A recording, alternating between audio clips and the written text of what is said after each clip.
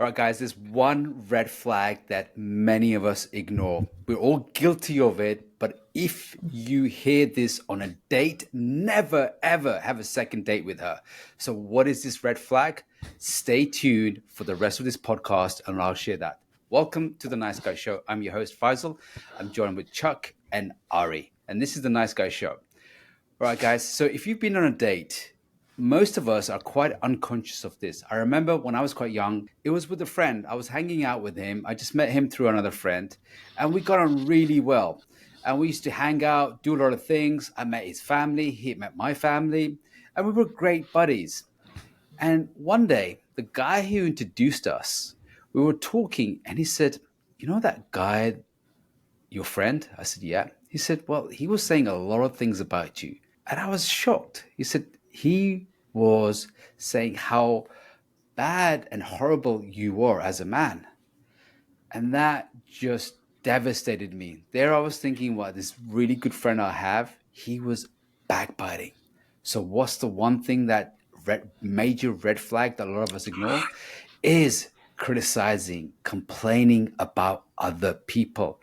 Now, if you recognize this, you see this, you are heading towards what I call a disaster. Why? In my experience, those who criticize, complain, condemn about other people will do it on you too.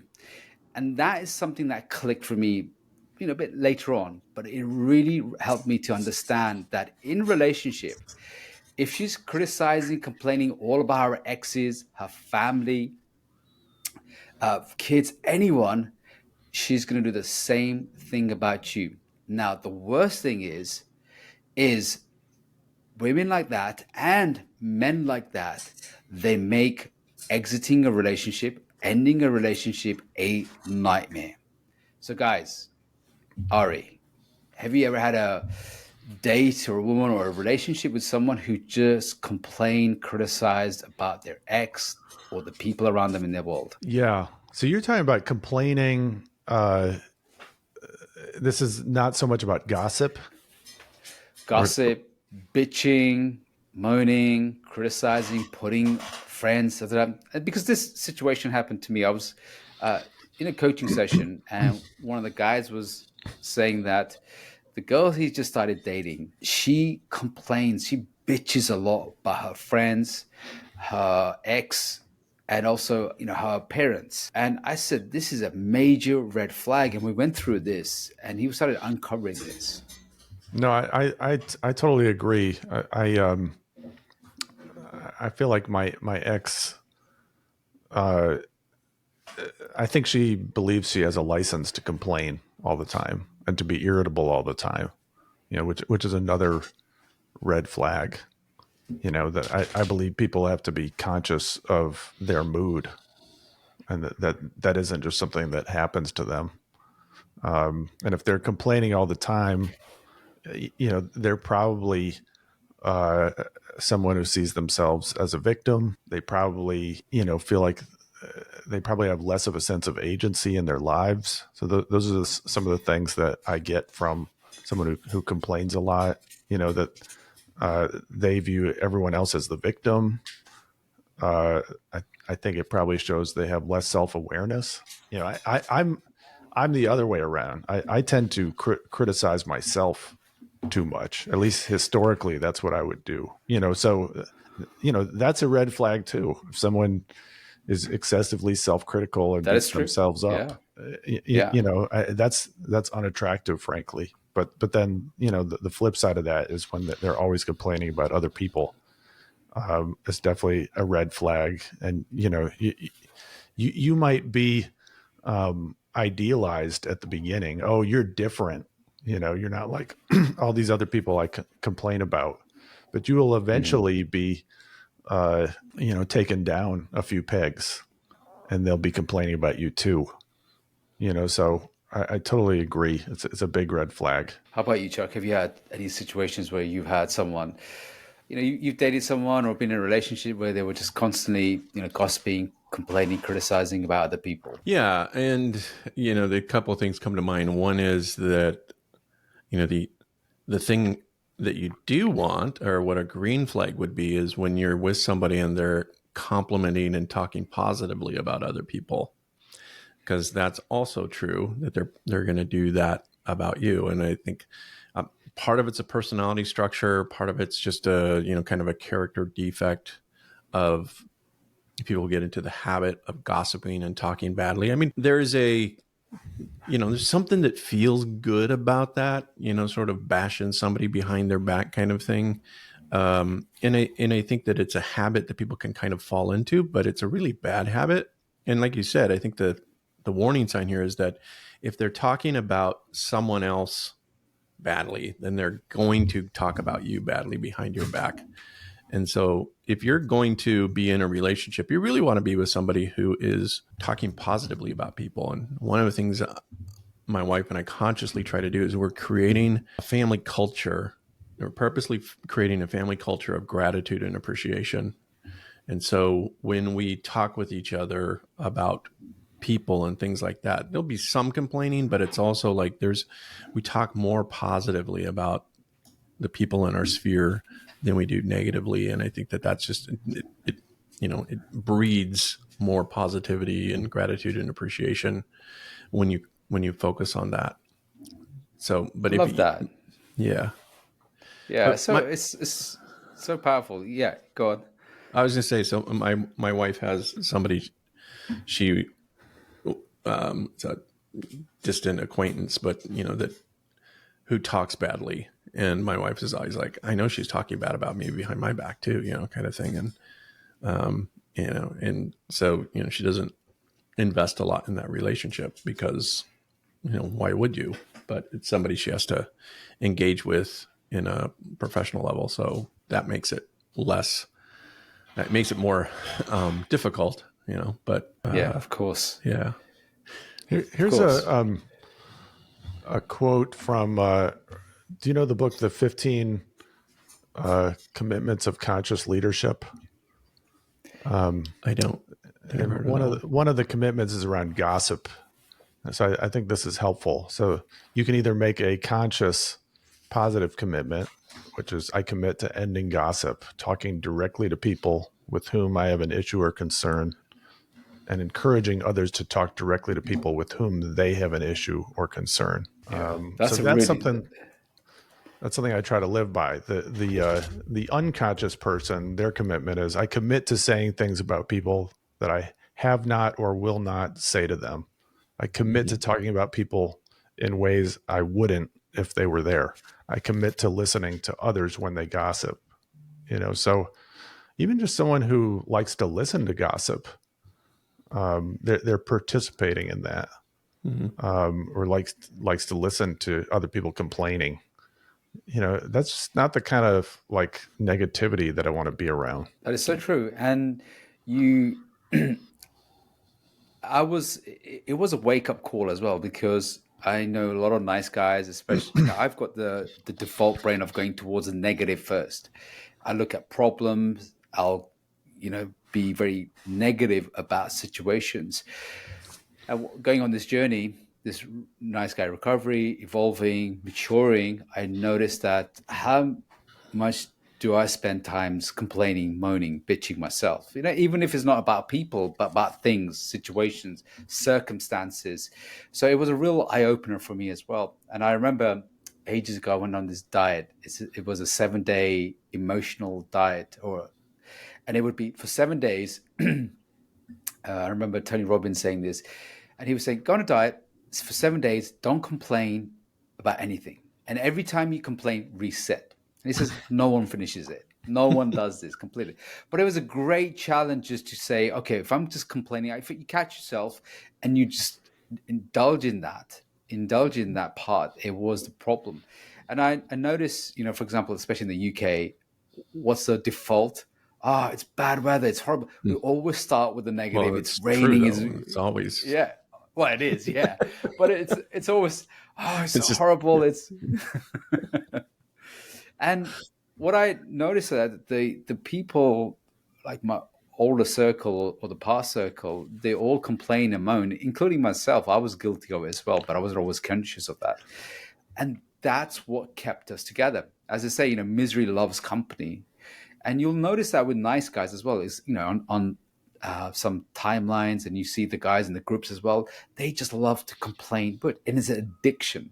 And when you have that as an addiction, that's what you have to be careful. So you have to remove. There's many addictions that we have to be conscious of. Also, the addiction for complaining, criticizing, complaining, moaning about, and also dating people who have the same level of addiction. That's one of the things that guys just overlook, because again, it's very addictive. It's easy, and by default we can it's the least resistant thing we can do. I was listening to Andrew Huberman's podcast. He was on The Diary of a CEO with Steve Bartlett, and one thing that really struck me about him was that every time he spoke about people, he had such amazing energy and words about them. He's talked with so much fondness, so much appreciation, so much admiration and respect. And that takes a lot of courage, and that takes a lot of work, and like deep work to do this. Consciousness, yeah. Lots of consciousness. Yeah, Yeah, I was thinking about like for kind of along the same lines, Ari, what you were talking about, but the four agreements also came to mind. Be impeccable with your words, and I think that's something that again requires mindfulness.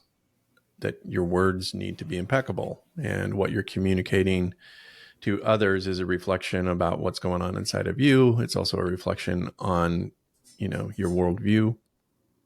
And then I also wanted to make a comment about the idea about the difference between complaining and criticism, because when I studied under with Gottman, there was something he said that was there's a difference between a complaint and a criticism. A complaint is there's something that I don't like, and a criticism is a character attack.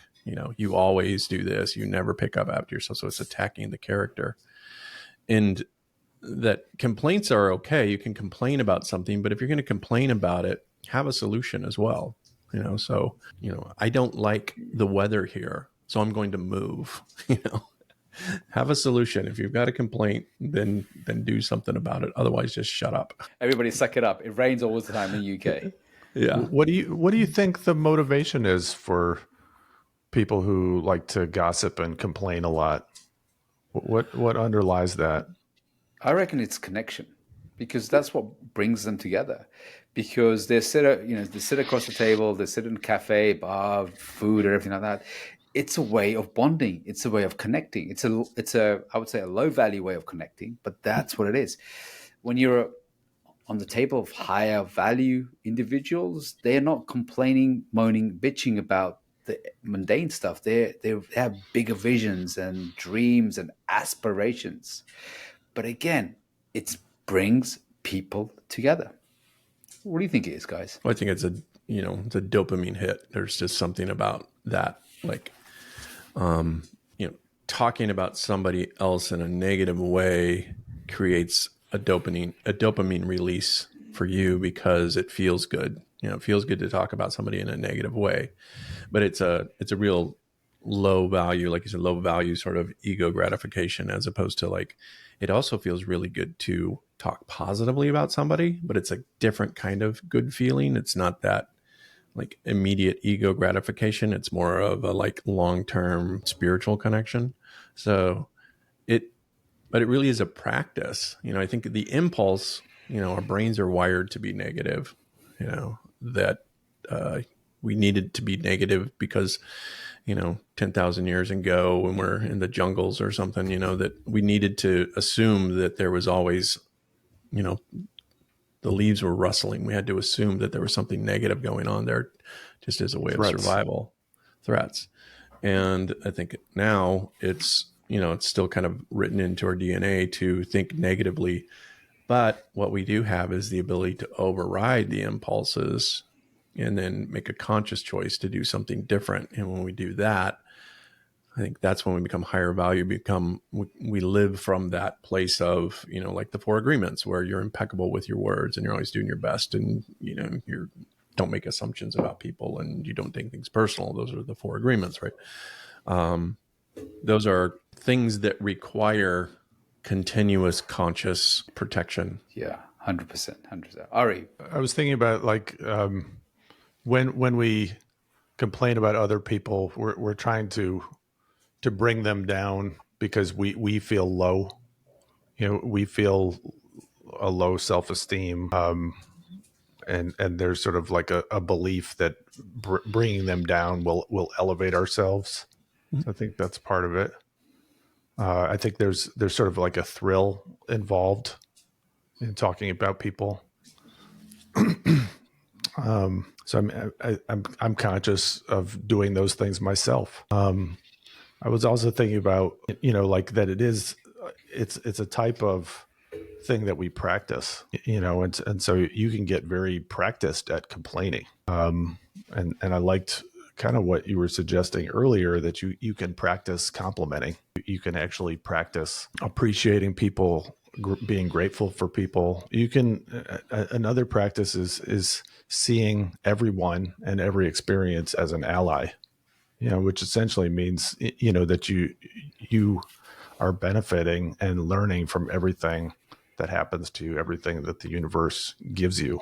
So I think those are all ways to help you shift out of that complaint victim status. Another thing I was wanted to throw in here is that when I found this about myself. There was a long time ago. I had a lot of inner critic, but I would also criticize other people, mostly in my head. You walking down the street and you see somebody that's overweight and you sort of think poorly of them. And then whenever I would go, what I found was then when I would go into a social situation, not only was I sort of criticizing other people, but I assumed that they were also criticizing me, And so once I switched that around and I made a conscious decision, if I saw somebody, that maybe was overweight or something, I'd switch that around and say like, man, good job. You're out here running, trying to, at least you're trying, kind of thing. Or, just started to consciously think positively about the people that I would see. And the byproduct was the next time I went into a social situation, I was really more comfortable because I was assuming everybody was thinking positively about me. So one of the ways I found to overcome some of my social anxiety was to start complimenting people that I would see in my head, and even in real time too, making that a part of my work, is to consciously compliment people. And what happened was the inner critic started to shut up. And whenever I go into a social situation, I was far more comfortable in that. Consciously compliment comfort. Yeah. That is such a great tip as well. And that's one of the tips I share with the guys. And I learned this as well, is it's easy for us to get negative. It's in our default system. And also it's in our default system to be lazy. But what we can do is we can become more conscious about, getting more active, and then also becoming more, I would say, we don't always have to be positive, but what we can do is practice being neutral and then maybe move into the positive. But it's being conscious about not going towards negativity, and it's easy to do. And also it's important to be very mindful of your environment. So who do you hang around? It's not just about the person you date, is what else is feeding you. And I've been guilty of this, where I've been listening to a lot of I would say talks and YouTube videos which just drive up a lot of tension. It could be about any topic. It could be about the rich and poor. It could be talking about land and wars and anything, men and women. There's a lot of things. There's plenty of negativity around, and the social media always wants to pull out the negative because it knows it gets us fueled. So that's where we start to maintain our frame. And when we start to see things in a more, I would say, integrated way, so there's negative things about people, but there's also positive things about that. If you can recognize that, start looking for the gifts in people, you'll start to see the gifts in yourself. And one of the things I say is make sure you respect yourself. Make a promise, set that as a boundary, make it non-negotiable, and keep practicing this. Just like you go to the gym, just keep practicing this out. So cleanse your environment, and it's a daily practice. You have to keep doing that. Guys, thank you for being part of the Nice Guy Show. Great conversation there. If you like this podcast, I want you to check out podcast number 50, which is why raising your standards makes nice guys attracted to women, money, and also the world and opportunities. Don't forget to subscribe, like, and comment. Please do comment. Do you agree? Are you hypercritical? Do you struggle with this? What happens? What are you constantly thinking about? Just do share with that as well. And if you really like this podcast, leave a positive comment. And we'll see you on the next one. You've been listening to The Nice Guy Show with certified Nice Guy recovery coaches Ari Graff, Chuck Chapman, and Faisal Kokar. Be sure to subscribe to this channel so you can listen to our latest episodes and visit us on www.theniceguyShow.com. If you have any topics you'd like to hear us discuss, send us an email at support@theniceguyShow.com. Thanks for listening.